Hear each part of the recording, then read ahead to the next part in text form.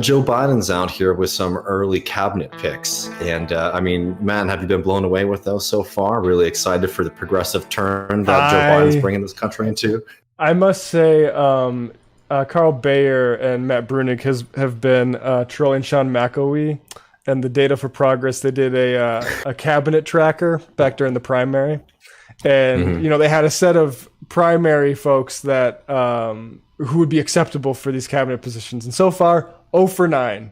So, you know, and I think, like, look, I think McElwee has claimed that sort of like junior coalition members mantle. And I think that, like, being quantitative about it, it seems like trolling from Brunig and Bayer, but I think it's actually useful to see how unacceptable this actually is. And frankly, how not at the table even the Warren people are, and like, what use is it really to pretend like you're at the table if you are 0 for 9? And I mean, look, maybe the first 9 are just the toughest, and Biden will start being open to some of, like, you know, getting personnel that's not horrendous. But like Neera Tanden is ridiculous. The BlackRock guy, I mean, the BlackRock guy looks. Yeah, go ahead. I just need to hit on this because it's a joke. I mean, it's been a joke for these past few months with all these people trying to tell us this lie that Joe Biden is somehow going to usher in this kind of radical FDR style presidency. It's been a lie from the get-go. And the fact is that a lot of people on the left were willing to take the position that, okay, we got to get rid of Trump and we'll support this neoliberal project to get Trump out. But that has not been enough for them. Instead, they've been spending the past few months lying to us, trying to say that, oh, we're going to bring in this kind of unity government and have progressive politics. Hell, not even democratic socialists, you know, progressive politics, milquetoast progressive politics represented in this cabinet. And we've seen that that's not the case. Janet Yellen coming in as a Treasury Secretary. People need to understand how devastating the Obama administration was for the working class, the way that they reacted to this significant, financial crisis, and essentially did very little to nothing for working people while just supporting the bottom line of the wealthiest people in the society, should be a huge condemnation of that administration. And what we're seeing right now is they're bringing all of those characters back. And it's worrying, not only because we need radical change from the get-go, but the fact that we're coming out, hopefully we're going to be able to deal with this COVID crisis on some level with the vaccine coming and hopefully being able to reopen the economy on a certain level. But the devastation that we've seen from the COVID crisis, which is an extension of the original financial crisis, means that radical action is going to be needed to take to protect people. And the fact that they're bringing in all of these ghouls and architects of the failed Obama response is very worrying. So Janet Yellen is incredibly worrying. Brian Deese, a BlackRock executive, like this is, exactly like the kind of character you would come up with if you were trying to do a parody of the Joe Biden cabinet, right? Bringing in somebody like that to run the NEC, which essentially, develops the president's budget and economic policies. To bring in a ghoul like that, somebody who participates in the worst exploitation of people around the world, should show you exactly everything that you need to know about what Joe Biden is and what he's going to be doing for these next 4 years. There's been a little bit of excitement around Cecilia Roos. I might be mispronouncing her last name. She's from Princeton University, and people say that she's somewhat progressive. But it should be noted again that she is coming in on the advisory role, not on the policy role. And I think that that's what we're going to be seeing a little bit more of is, bringing in some people to say like, oh, we'll have this voice represented. But when it comes to action, business as usual, let's bring in Farmer, let's bring in the credit card companies, let's bring in BlackRock, let's bring in Wall Street. We need to, we've needed class war in this country for a long time. We've needed to be pushing back on Wall Street's power for a long time. And the people that they're bringing in aren't going to do that. That's the thing with the whole, we'll probably be if they do something like remotely, expensive on climate. That's the way they'll justify the FDR stuff. Like, look in raw numbers, but that wasn't all FDR did was spend money. He also literally attacked a class of people as fat cats. And, but also I want to share this. I don't know how to share on Discord. Oh no! Well, I can put it up. You won't be able to see it, but the people will. But Carl Bayer's got, and people should really follow. This is really funny. I'll just read it for you. Update: Political reports that Joe Biden will appoint Brian Deese to the National Economic Council. Deese was not one of Data for Progress's proposed appointments, which brings their record to 0 for 9, with 42 nominees rejected. And I think that's it. I think it's very useful for the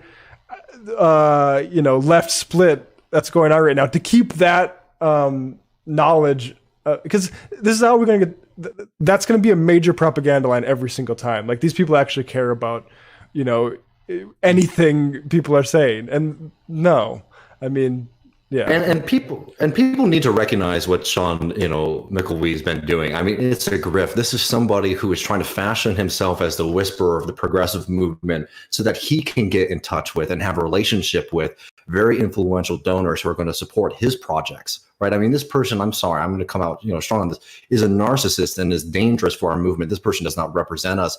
And y'all need to not, be tricked by these people, because they will continue to sell you out.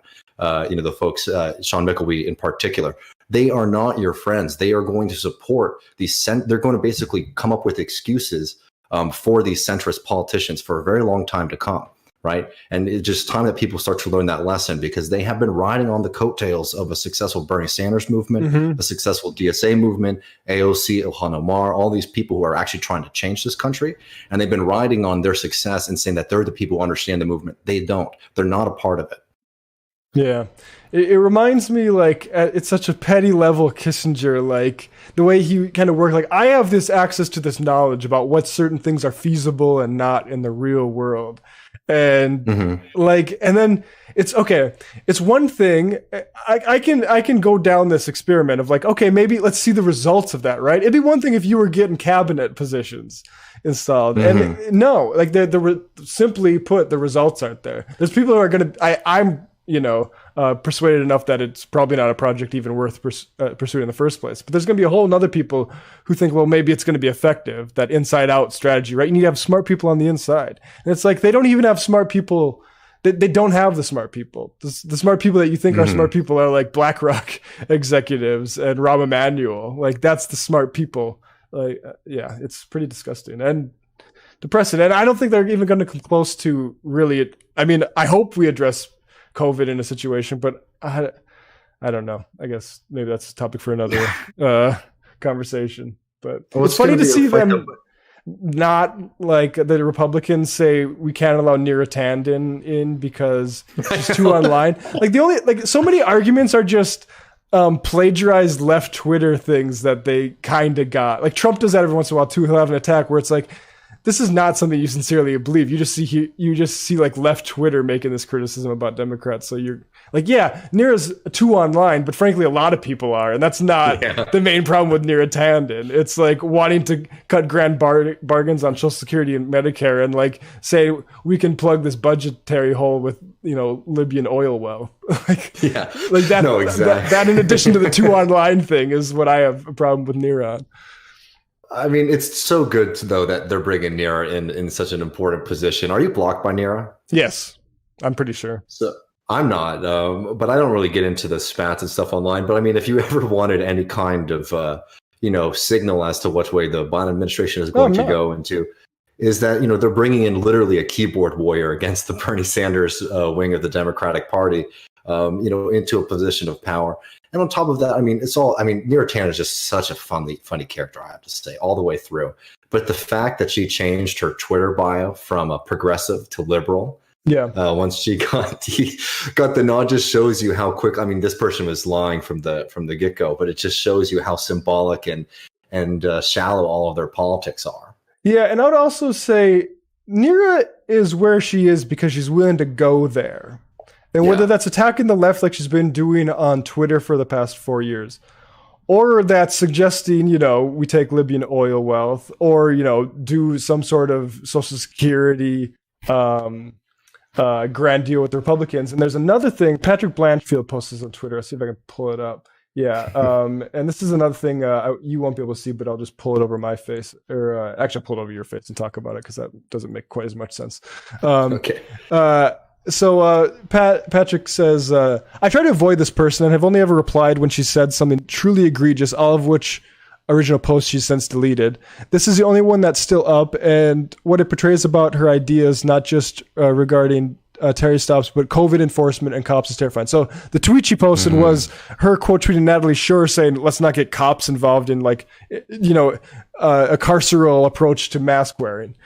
And Neera said, I recommend the history of seatbelt use for these experts. As soon as it was the subject of police enforcement, adherence shot up 90%.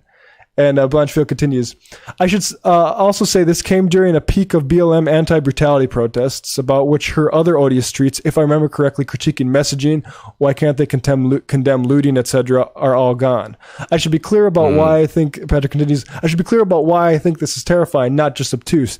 For decades, Biden has supported criminalization of all sorts and discretionary stops in particular. He also has repeatedly said he wants to give police yet more funding in 2021. This person will likely be head of OMB and coordinate expenditures on law enforcement, block grants, etc. The likelihood that any Biden COVID plan will thus incentivize police stops in a moment when more and more people and more poor and minority USA Americans will be living in public space / on the streets in HUD facilities is extremely magnified, as is the likelihood that we'll see an extension of historically Biden-favored collective punishments, benefit cancellations for families who don't comply. Encounters with cops may well multiply. You get the picture. And just another thing, but this is why she's valued. This is not a liability to the people who are making the decisions here. She doesn't give a F about that kind of criticism. And that's fundamentally, I think, the message being sent is that's how you, just like going along with Republicans trying to overturn election results is how you make it in the Republican Party, and they're all given plenty of chance to demonstrate that. This is how you make it in the Democratic Party. Yeah. And, this is somebody being rewarded for, putting up the most, baseless attacks against the left. There's as if it was her job, because it really seemed like it was. Oh, 100% it was. Y'all have to also remember that we are going to be entering into a very difficult time for the left on the national scale, because without having this kind of Bernie Sanders movement to be able to rally behind, we're going to have an uphill battle basically getting our politics, articulated in the national conversation, right? And that's why they've spent the devastation of the Democratic Party, by the way. Destroying themselves when they were running in 2018 and in 2020, across the country for congressional races, attacking the left constantly, being so fixated on the left, and instead of focusing on, the reality of what Donald Trump represented, not the symbolic BS, not the kind of Russiagate excitement, random stories that they were trying to push. They were fixated on trying to make sure that a left-wing movement did not come into power in the Democratic Party, and now they're trying to reward all of those people. And what we're going to see is all of these people who were trying to present themselves as the true voice of the progressive movement, like Neera Tanden, who again deleted progressive from her Twitter bio, right? As silly as it was that she had it there in the first place, she deleted that immediately.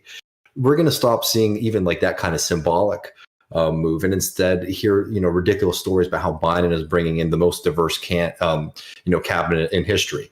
But it's not diverse, all-female communications team. Yeah, and it's not diverse in the sense of ideology. They're going to bring in the same kind of characters who were the architects of Obama's failure to take care of people after the financial crisis. They're going to continue this war on the left, right? And it's just, we have to be prepared for it. It's a very frustrating moment. We should take a couple minutes, as always, to laugh at how hilarious people like Neera Tanden are. But these people are coming to power, and we have to deal with how to fight with them, because the stakes are really high right now. These are some very serious months coming ahead of us when it comes to trying to rebuild on some level after COVID. And the fact that you have somebody like Neera Tanden who wants to push police to be able to make arrests on people for not for not wearing the masks, that's exactly the wrong kind of policy. What you need to do to deal with the COVID crisis is pay people to stay home and give them health care. It's that is it. And they're not going to do that. Instead, they're going to try to criminalize, activities and harass people. Yeah. It's really disgusting. I saw another tweet where it was just the percentage of wages that other governments are covering during this entire time. That's the message about masks. If that, because fundamentally you're taking care of people's material needs and ability to continue paying their bills. But you're also sending a message that, hey, this government takes this shit seriously. You're not having one of the states like South Dakota that's touting its unemployment rate and doing a national ad buys for tourism, right?